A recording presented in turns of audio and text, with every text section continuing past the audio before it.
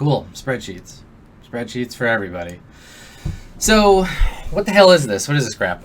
This is GM faction turn number 10 for RollPlay Swan. Doesn't that sound cool? That sounds cool to me. So, what we're going to do is we're going to be going through the Stars Without Number faction turn, the GM turn. And that turn is what allows us to determine what's going on in the universe around the Swan Song while they're tooling around, fighting people, doing stuff, picking up intelligent octopi. Now, if you're behind on Swan Song, if you're only behind like an episode or two, then you're probably going to be okay. But if you haven't watched Swan Song too much, yeah, this is spoiler city, right? The very existence of some of this stuff is spoilery.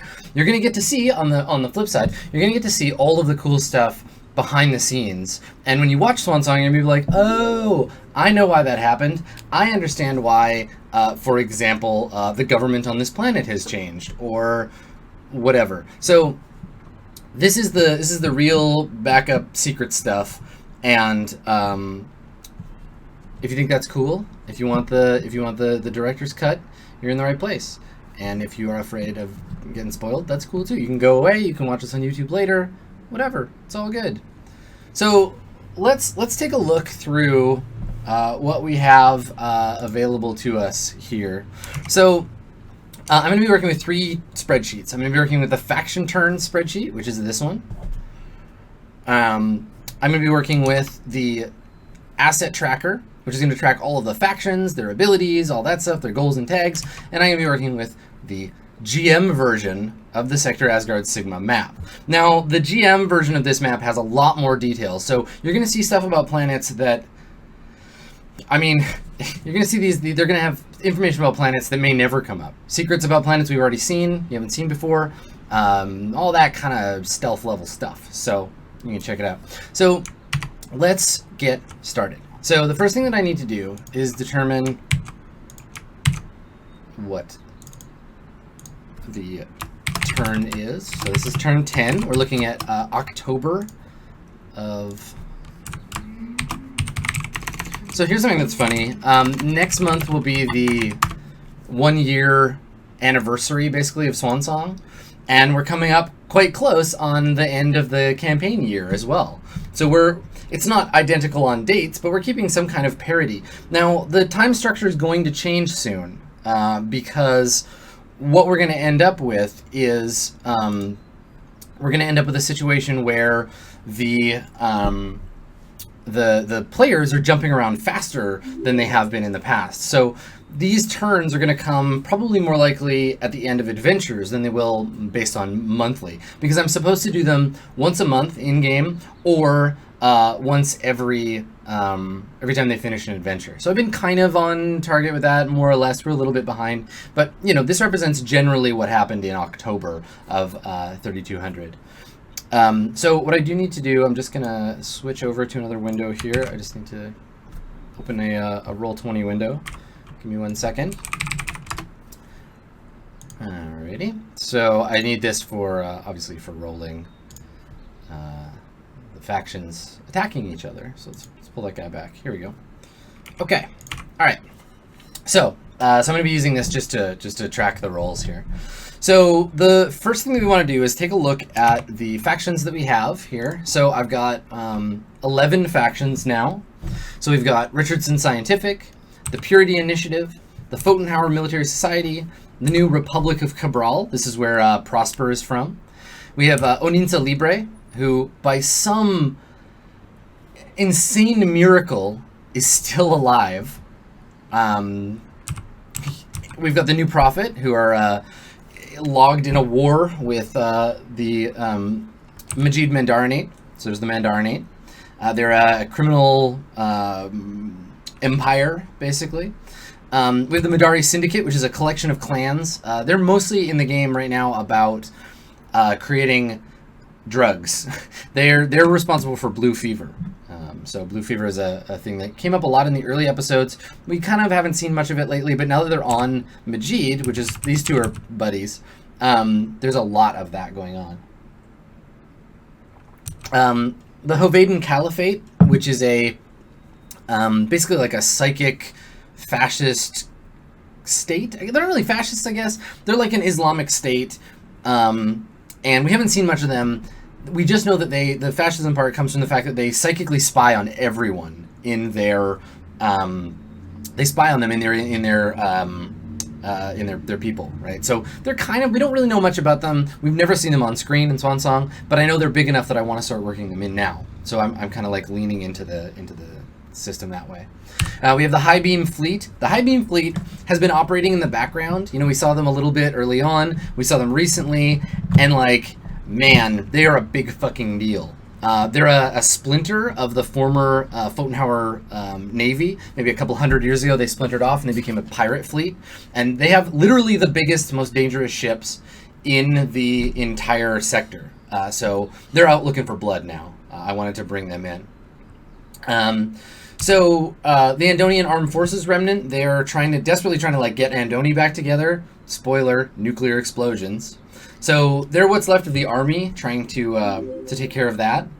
And then Sunbeam Omnistellar is a corporation that the Swan Song is leased from, and who currently are responsible for this merger with Ximenez. So they've got a bunch of ships. They're probably the second biggest fleet in the sector. But it's going to be interesting to see what happens when Sunbeam and HighBeam start butting heads. So what I need to do with these 11 factions, I need to figure out which one I'm starting with, and then what order we're going to be applying them in. So I need to roll a d11. So rolling my imaginary 11-sided die. And we're going to start with faction number 2. And then I'm going to roll a d2 to see if we're going up or down. So 1 is up, 2 is down.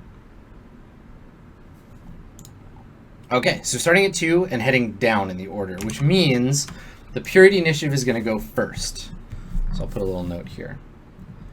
Okay, so what I do when I create this turn and when I go through them.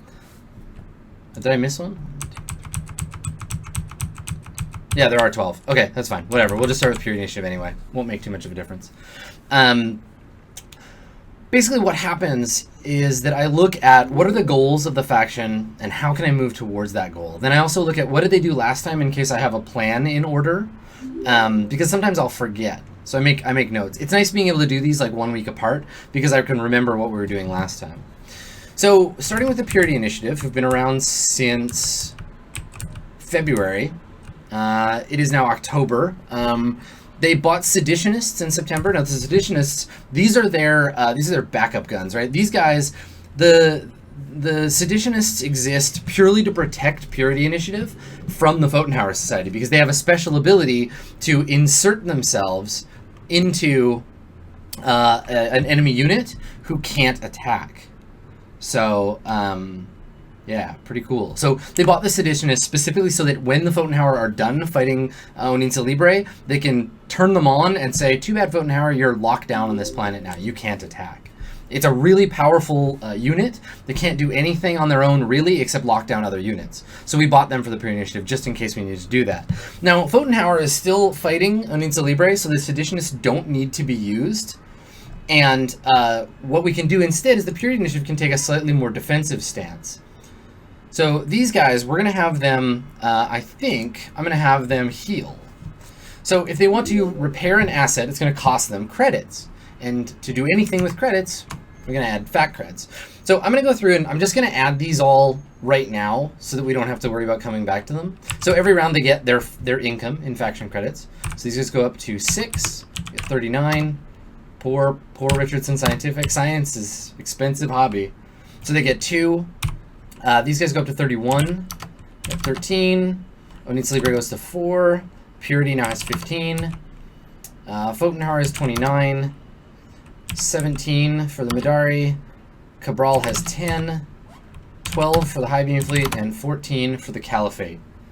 Everybody give me a little applause for doing all that math quickly in my head. Or give me shit for doing it wrong. I feel like I got it right.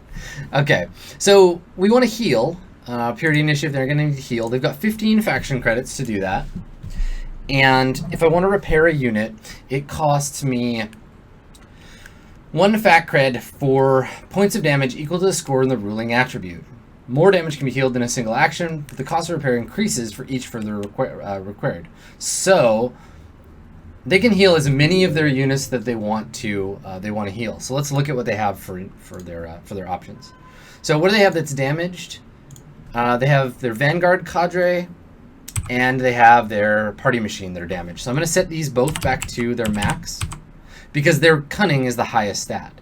So they can heal both of those 4, and it's going to cost them 2 credits. So we're down to 13. Okay.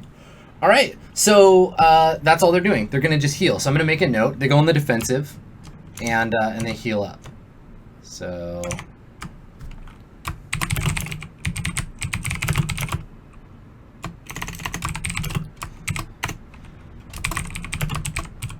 they heal their party machine and their fanatic. What are they called? Their fanatic squad. Oh yeah. So sorry, I gotta go through and check the notes. So these guys actually get 14. These guys I think balance out. Yeah, and then these guys get -2 for their fleet. So they're actually only at 10. Cool. Okay. Got it. Anyway, so the asset tracker, they healed their party machine. Oh yeah, their Vanguard cadres. All right. Okay. Vanguard cadres. Perfect. Okay. So that's it. Nice quiet turn for the Purity Initiative. You know, we've seen them... Is my face in your way? Sorry, everybody. There we go. So we've seen them working pretty aggressively to get rid of the situation on the planets. That they're trying to heal up their own world. They're trying to get rid of Oninza Libre. They're trying to get rid of the Royals. The Royals are totally gone and have been for a few months. Once Oninza Libre is gone, these guys will definitely be turning their eye on Majid and the Madari Syndicate, because they need to burn, and they're going to be looking at the Republic of Cabral and whatever's going on in Andoni. These guys are aggressive humanists. They believe in human purity, no drugs, no cybernetics, guaranteed that they're going to be against all of those factions. But for right now, the initiative is just hanging out on their own. So that's fine. Fotenhauer, they are going to keep fighting this war. They've attacked Oninza Libre every turn for the last little while, and they're going to keep it up. So this time, let's take a look at the situation on Oninza. So the way that an attack works is we choose an asset to attack with. So Fotenhauer Society chooses to attack with their pre-tech infantry. These pre-tech infantry on planet Oninza. They're attacking a specific faction. So the faction is the Oninza Libre faction, which are tiny right here. And they have to choose who they're defending with. So they're going to defend with their post-tech infantry. So it's going to be a force versus force attack. Now, Oninza's not good at... They're really not good at defending themselves. They're only good at attacking. So they don't get their bonus here. But if they survive, they'll get to counterattack later. So force versus force means that we're looking at a D10 plus 6. And we're looking at a D10 plus 4. So I'm going to just make a note, plus 6 versus plus 4. And we're going to go ahead and roll and see if that works. So Asgard Sigma, we got a roll here. So D10 plus 6, this is the attack roll. 14, okay. And we roll a D10 plus 4. They could tie it, but they don't. Okay. And we'll jump back, and so that's a success. Oh, I gotta make a note, because I fictionalize all these later. So defend with post-tech infantry. And let's see how much damage it takes. Let's see how dramatic a hit this is. So we're looking at pre-tech infantry. They hit really hard. So these guys are using like high-tech equipment. They've got like crazy space lasers. And they're going to roll 2d8 plus 2 damage. So that means roll 2d8 plus 2. We're looking at... Go, Jesus Christ. All right, 18 damage. Post-tech infantry is wiped out. No question. All right. So the Oninza Libre post-tech infantry, again, totally destroyed. All they got left is their base at half hit points. That sucks. That sucks for them. But, I mean, we all know it's inevitable, right? We know what's happening. Oninza Libre forever and everything, but, like, something has to change. It's still enough damage, yeah, no matter what, to kill it. So they're toast. And so these guys were just created last round. Fates Rangers back in business, man. That's messy. Okay. Let's orient this the way I want it. Yeah. Okay. All right. So Libre is still around, but they're on the run. Security is done. Oninza Libre. We've got them finished off. Pfotenhauer is done. Oninza Libre hasn't gone yet. Let's take a break from what's happening on Oninza and see what Cabral is up to. So these are some folks that we've seen for a while. They're in the background and have been for a while, but now they're coming to the fore. So what they want, let's take a look at the faction tracker. So these dudes, the Republic of Cabral, their goal is planetary seizure. They want to take control of Andoni, because Andoni, as we've finally learned, is full of ancient artifacts, right? It's ancient AI artifacts. This is where the Warmind came from. This is where Pi is from. There's probably more to be dug up here. And this is why, way the fuck back at the beginning, Andoni made the deal with Ximenez to protect them. And that's why Ximenez had Pi in the first place. So what's going to happen is the Republic, their intent is to seize Cabral. So I'm going to buy them something on Cabral. So they have a base. They have a base of influence on Cabral. And I'm going to buy them something there. Now, no one has planetary government on there, so they can buy whatever they want. And I'm going to add in a new row. And we're going to buy them organization moles. So on my asset table, I'll describe organization moles for you because we don't have these yet.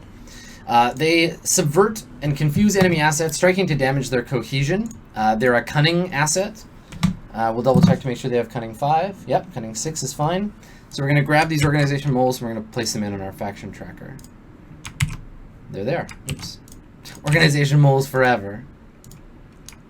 And apparently it didn't fill for some reason. Let me just, I'll insert them at the bottom. Oh, because I was putting them in the wrong place. No? I still don't know how this, I didn't make this spreadsheet, so there's still lots of places where I fuck it up. I can just add them in this way. Republic of Cabral, and don't let me forget to pay for them. Can I paste it in here? Is that a thing? Yeah, we did it. Okay, cool. So organization moles, they're added. I just have to remember I have to always add at the bottom because it's a free hex. And these guys are on Andoni. Cool. Okay.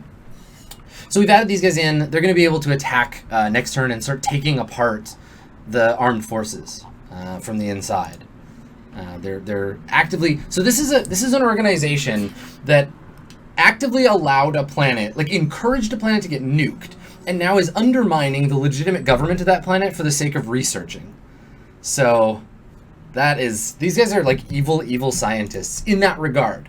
They have a goal. They have a high overarching goal for why they would do this, but we haven't seen much of it yet. And now I got to pay for them. So the asset that I bought costs 10, and the Republic of Cabral has no faction credits. Okay. Okay, so they bought their organization moles. That's fine. Oninza Libre has nothing. They have no, they have no assets, right? They have nothing on the planet. They can't attack. They can buy something. They've got 4 credits. Let's see what they can buy. They could buy harvesters. Let's look at force. They could buy a militia unit. They could buy hitmen. They could buy a security personnel. They could buy hardened personnel. They could buy guerrilla populace. Oh, they're going to buy guerrilla populace. Yeah, they're going to buy guerrilla populace for sure because they're running out of soldiers, right? This is literally like what just happened in West Marches. This is the ringing of the bell. The peasants are going to fight. So that cost them 4 for the guerrilla populace. Oh, I should, hold on, before I forget. Let me buy them, let me make a note here of what Cabral did. So bought Organization Mole on Andoni, and then these guys are going to buy Militia Unit. Okay. Space Guerrillas. So that cost them their entire 4. And that's it. And do I add them? Let me add them to the asset tracker here. Yeah, I didn't. Okay. So Oninsa Libre, Guerrilla Populace on Oninsa. So they're just down to nothing. Yeah.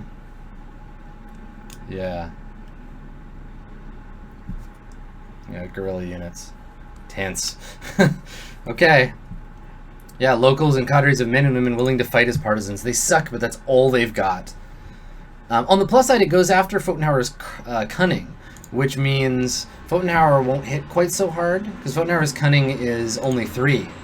So force versus cunning is a fair fight for Oninsa Libre. So on the next turn, if Oninsa Libre gets to go first, they might actually be able to hit back. So that's kind of cool, right?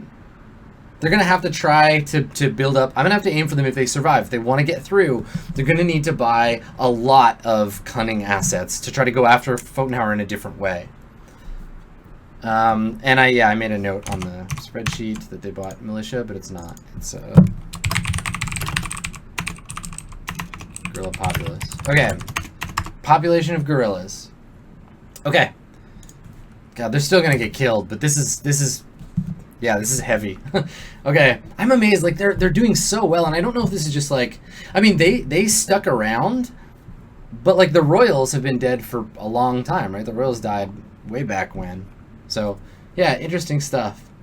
All right, so the next is the New Prophet. Now the New Prophet, if you were watching the last one, they've been in a 3-month battle with the Seductress Nika Starlight, who is a secret agent brought to the planet Strophios specifically to expose the demagogue to attack, right? So there was some back and forth. The demagogue had to become exposed to be like, Nika Starlight needs to be executed. That's what we had here. She's been removed from play. Now she's still an NPC. She's still alive. She can be saved.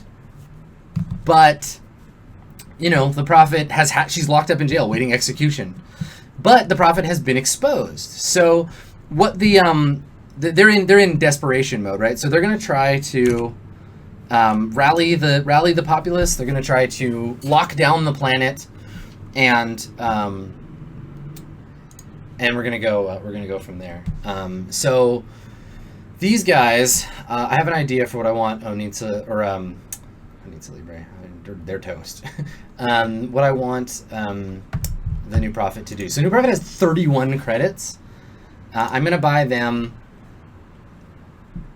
Well, there's a planetary lockdown. It's called Transport Lockdown. There it is. So Transport Lockdown is going to mean in fiction. So it's going to cost them 20 credits. So let's pay for that now. And on the asset tracker, we'll add them in. It's going to mean in the fiction of the game that no more traffic in and out of Strophios, right? Strophios is blockaded. You cannot go in or out of that planet. No more agents in, nobody out. Like, they control transportation on that planet, which is a pretty big jump. So let's add those in. New Prophet, transportation lockdown, Strophios, and this is going to make for a really fun one to manage there. Yeah, perfect. Okay. So it'll make a really fun one to talk about in the faction fiction, because in the faction fiction I talk about how all this stuff works, and so I'm going to be able to be like, news reports today indicate like total planetary lockdown, and we can talk about all that stuff. So pretty cool. And it seems in their style, right?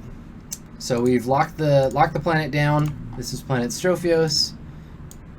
Nobody in or out. Get fucked, traffic. Cool. Okay. So that's it for them. So I'm going to make a note on my tracker. So people ask me sometimes, you know, like, well, why do you like playing Swan Song? You know, what's your favorite part about it? And I always say, like, I love the cast, and I love playing the game online and having the audience and stuff, but this is my secret jam. This Lonely Fun thing that I get to share with you, this is like basically my favorite thing to do with this system. I love it so much. It's the killer app of this this system, right? I love it. It's so cool. Okay, so we're gonna add in transport. We bought a transport lockdown.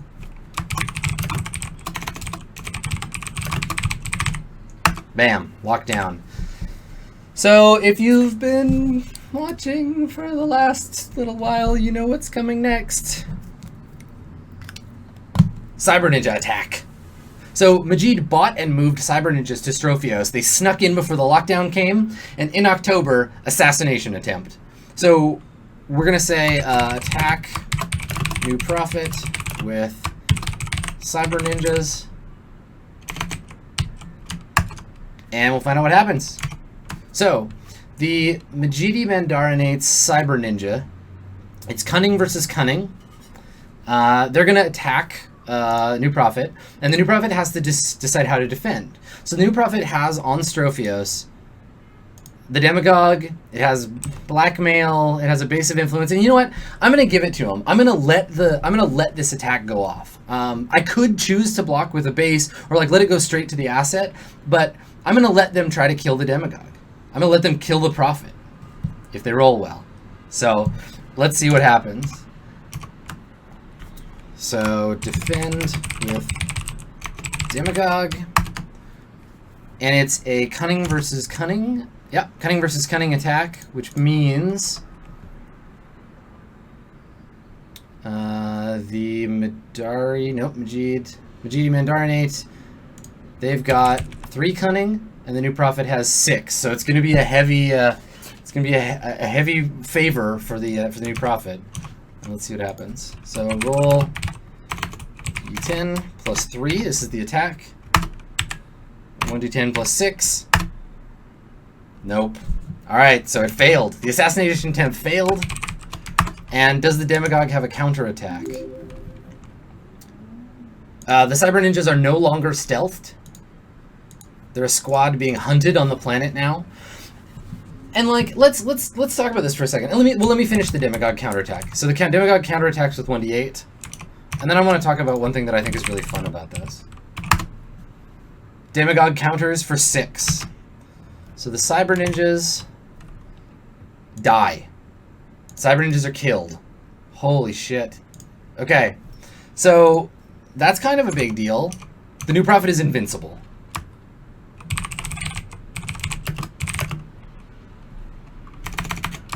So counterattack destroys Cyber Ninjas. All right, so here's how this narrative arc goes, right? Nika Starlight goes on tour, shows up on the planet, and the New Prophet is like, hold on, she's a bad deal. Tries to blackmail him off the planet, doesn't work. The ninjas, the ninjas come out of hiding to like go after him and kill him, and he's untouchable, right? Just like Space Jesus, totally invincible, can't be killed by these ninjas, and they're executed. They're removed from the planet. And it's, yes, if anything, it's proof that he's God on the earth. So yeah, Strophios is becoming a very dangerous place to be, and Nika is now removed from fiction. The Cyber Ninjas removed. I think it might be time for Majid to work on some kind of like peace treaty with the New Prophet, especially because the Purity Initiative is starting to come up. Now, what would really be fucked up for Majid would be if the Purity Initiative and the New Prophet get together. So the politics start to happen in the background and get really serious. And they're a part of the game, right? Like, people always ask, you know, how can the players affect this? How does this affect the players? I mean, obviously you can see how it affects the players because this stuff happens to the characters by way of the universe. But if the characters impact the fiction, like if they go and save Nika before she's executed or whatever, then, you know, things in this faction turn get modified. So Nika in the fiction, not dead, but Nika in the sense of where she is in the faction turn, removed. Okay, cool. So that was that. That's good for Majid. The Madari Syndicate, they need to keep buying up their stealth assets and placing them throughout the sector. So they're going to buy something. And I want to buy them. Let's see how much money they have. They need to buy a stealth asset, I think, or buy an asset and then stealth it. Oh no, everything they buy is stealth by default. They're secretive. Perfect. Okay, so these guys have 2 assets on enemy planets now. I'm going to buy them something else on their homeworld. I'm going to buy them smugglers. So smugglers will cost them, let's see here. Basically, they're just setting up their drug distribution ring, right? Like, they have all the drugs from all those turns that they were just churning out drugs, and now they're just buying cheap assets to, like, distribute them. So it costs them 4. So let's take that away from the Madari Syndicate. So down to 13. And they get stealth assets on their homeworld. Well, they get stealth assets anywhere, but I'm going to buy them. I'm going to buy them smugglers specifically at home. So they got some smugglers on Oninsa. They have some smugglers on Frois, I think, or what planet? And they can actually buy more than one. So I'm gonna buy them something here first of all. I'll buy them on. Where's their base of influence? They can buy them on Gyaxi. Yeah, I'll buy them there. Okay, so let's look at the map real quick. So 706, this is their homeworld down here. So they're going to buy the smugglers and then just start moving them onto homeworlds controlled by people. Basically what I want to do is buy them here so I can move them here and then head for Hovaden space. And yeah, did I look at the wrong thing for their cost? Let's double check. They cost 2, yeah, not 4, so they actually go up. Okay. And that's it. So when you buy an asset, they can buy 1 asset on their homeworld. Oh, I see. So they can actually only buy 1. You're right. Okay. Perfect. So they bought smugglers on their homeworld, which probably won't make it into the news. So let's jump over there.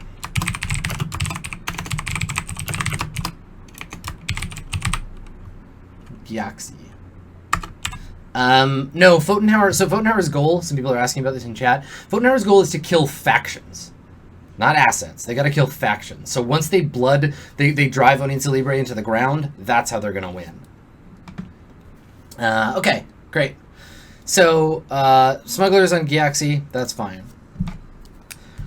Hoveda, these guys, their goal is to spread the caliphate, right? They have already the most planetary governments there are. Right, they own Hoveda, they own Showa, they own Kamna, and Aldebaran. They want to own more planets, so they're going to spread their influence. And to do that, they're going to need shipping. So I'm going to buy them a shipping combine on Hoveda. I think they've only got 14 fact creds right now, so let's see what they can buy that can move around with like wealth, for example. Shipping Combine allows move any number of non-force assets to a world within 2, including itself.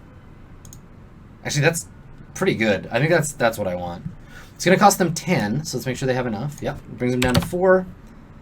And the Great Hovaden spread begins. So they bought Shipping Combine, and I'm actually going to just copy this over so we get the note. and they bought that at home. So the whole Veda, just reorganize this. The Caliphate, they bought it at home in 108. Okay.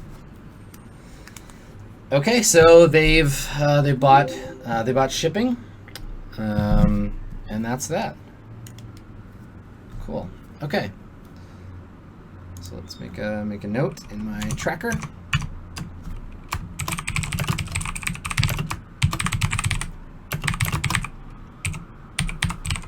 Yeah, so we don't know who they're going to come up against soon, but we will. We'll see them butt heads pretty fast.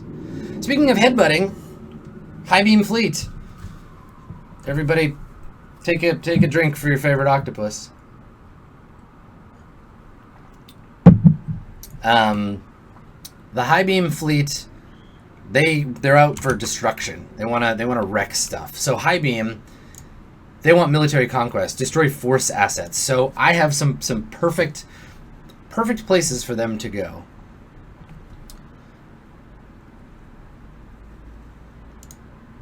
So what they're going to do is they're going to go looking. They're going to move their assets. So they're going to activate special abilities, and they're going to move on their way to where that big fight was. You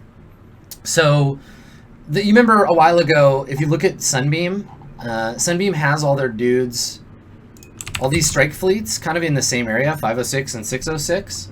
So 506 right here and 606, like this is where all the HighBeam fleets are.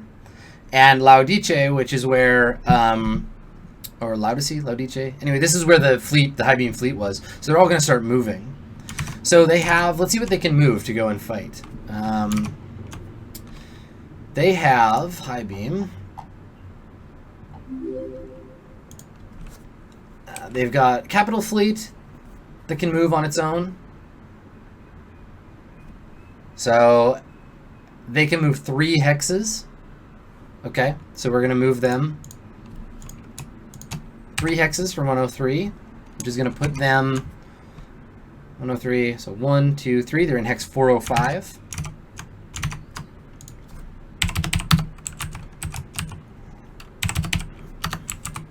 So they're just in space. Can the Space Marines move on their own? Yeah, as an action, they can move to any world within 1 hex. So the Space Marines, they can go to Halif, or they can go to Elfinor. Let's take a look at these systems here. So Halif has Dota, which is out of contact, and a TL1 planet. Yeah, no, these are irrelevant. Okay, so they're just going to move 1, and maybe I'll start moving them towards some other planet up here that has people on it. So let's move them to 203. They're going to land on planet Dota. No, they'll land on Giragia. Alright. So let's make them. So move Capital Fleet to, what do we say? 40 something? 405, yep. Move Space Marines to, what the hell was that planet called?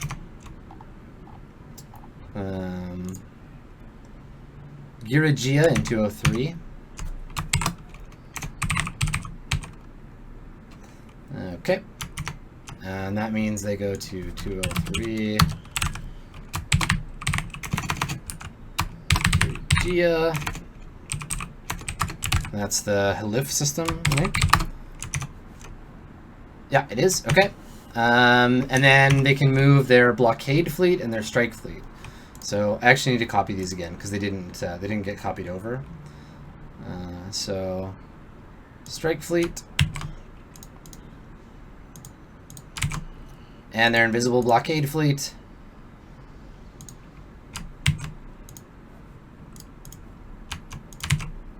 All right, so the blockade fleet can move 1, and the strike fleet can move 1 as well. So let's just move all of these in the direction of this kind of middle area. So they're going to move to 204.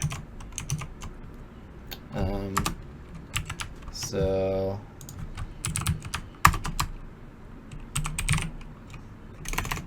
move strike and blockade fleet.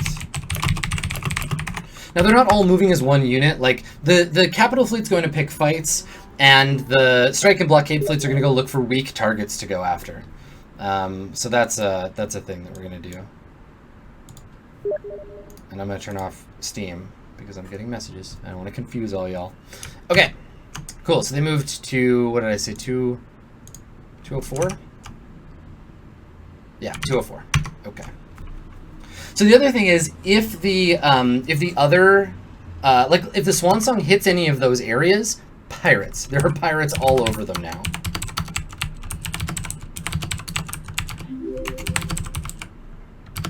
So this area is getting real dangerous, right? Anytime the Swan Song drifts into that area, you know, they're gonna have pirates, and they're not allied with the pirates. They just did one job kind of for them. So that's worth them keeping an eye out for. Blockade fleet chooses the wrong color. Okay. All right. So I think that's it for HighBeam. Okay. So the Armed Forces Remnant has a new goal of becoming the real. They're becoming the real government of the planet, and so to do that, they're going to need credits, and to get credits, they're going to use their harvester. So. And because Andoni's government is like wrecked basically, and they're operating underground, maybe these harvesters represent like moisture harvesters, or like some way to like fix the soil or something. So what they get to do with harvesters, and I need to replace that because evidently the harvester tag didn't get carried over. They just get to roll them, and they get extra asset or extra fat creds. Yeah, harvesters of ore, biologicals, or other assets of the planet. So they roll a d6. On a 4+, they get a fat cred. That's it. Yeah, spice harvesters. Moisture evaporators. Let's see what they evaporate. Fucking nothing. Alright. Activate harvesters. No harvest. Okay. Sunbeam Omnistellar. These guys are gonna, watch this, they're gonna achieve their goal in one fell swoop. And you know why? Because that goal is about spending money. So their goal, if we look at it, is Wealth of Worlds. Wealth of Worlds says spend fat cred equal to 4 times their wealth rating on bribes and influence. The money is lost, but the goal is accomplished.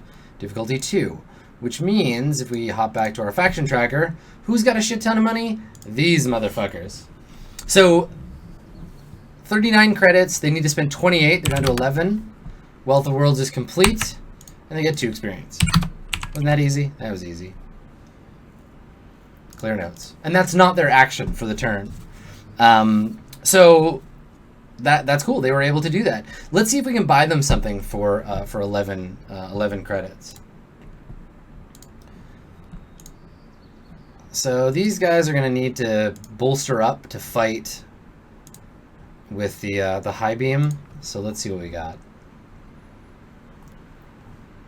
For 11 credits, they could buy a blockade fleet. They could buy... Yeah, they don't really, like... Can't buy a strike fleet yet. I think I'm going to wait. I'll hold off and maybe buy them another strike fleet. So let's move them... let's move them around. So... We're gonna move some of their assets. Let's see what they've got.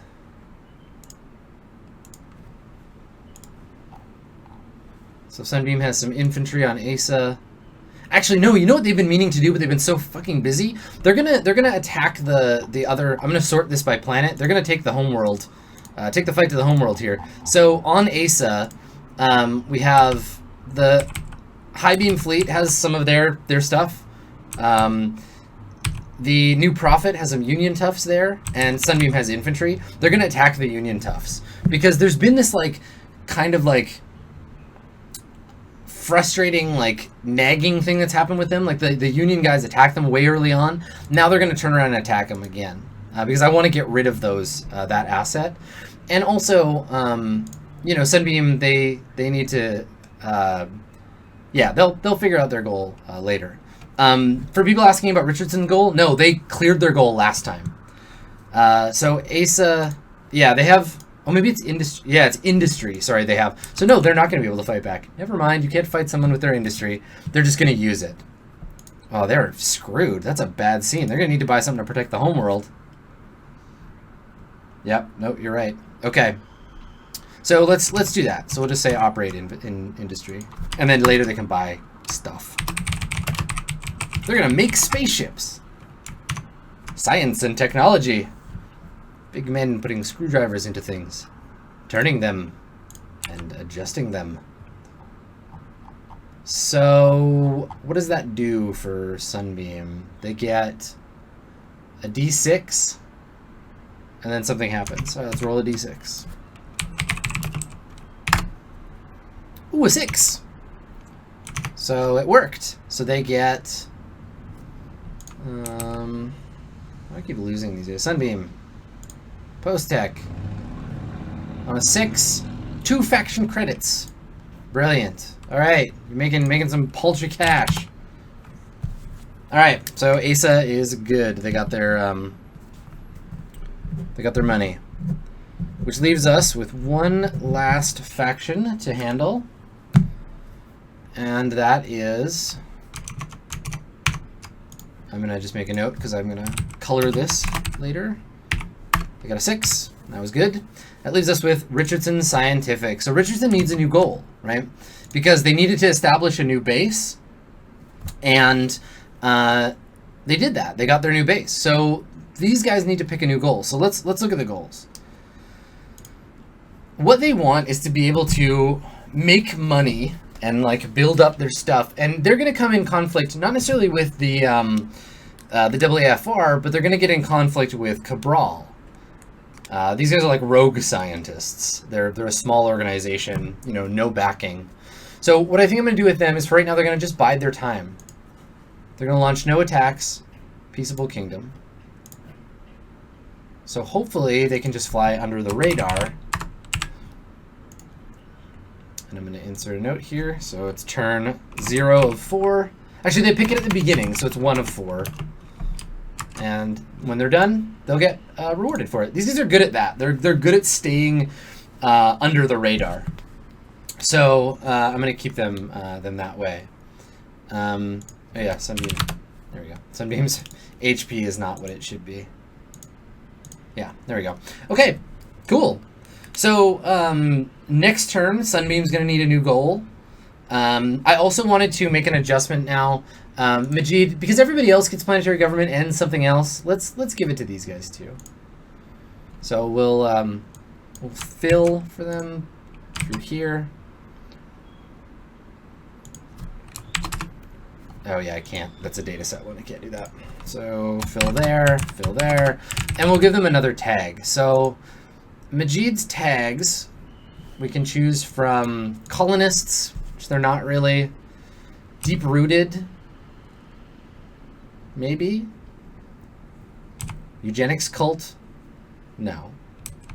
Exchange consultant, fanatical, nah. Imperialists, pirates. Oh, plutocratic. Yeah, these guys they're about money, right? Because they have wealth as their highest, or are these guys sneaky? Majid. Oh, wealth is their highest. Yeah, we'll make them plutocrats. Cool.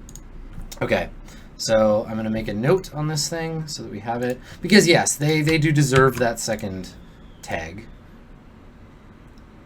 Which I did not know way back when I made them. Cool. All right, plutocrats. They got that money. So now none of the factions, like we have some XP for the factions, but none of them have a really good opportunity to raise their rating yet. I'm going to wait until they're all in kind of the 4 to 7 range to start spending that stuff. But as we can see, like that's our faction turn, right? So new goal, peaceable kingdom, and then did I do something for them already?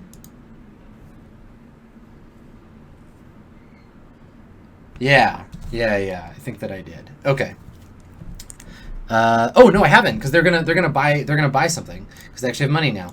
They're gonna help with the repair efforts on the planet. I'm buying them harvesters, so they have their own harvesters on the planet, which cost them 2. I almost ripped those guys off. I'm sorry, Richardson Scientific.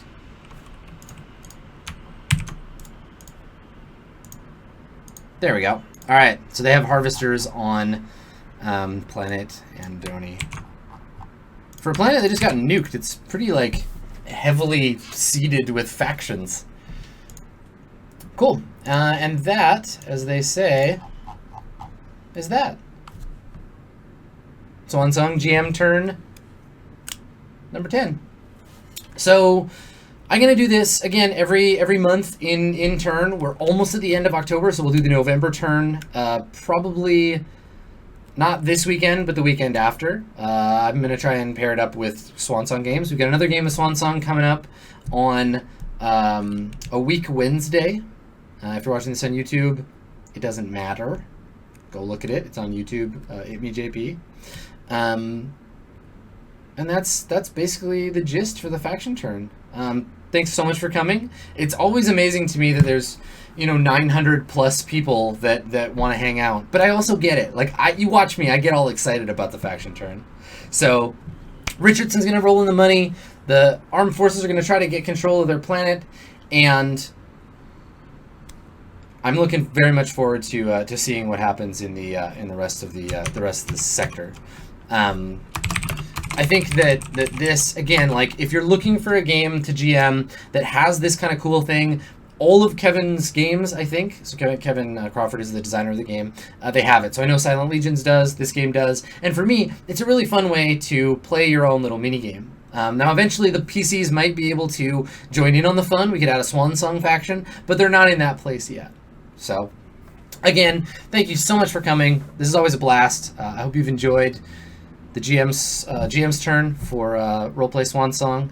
And if you haven't already, throw me a follow here. You want to keep up to date on this stuff.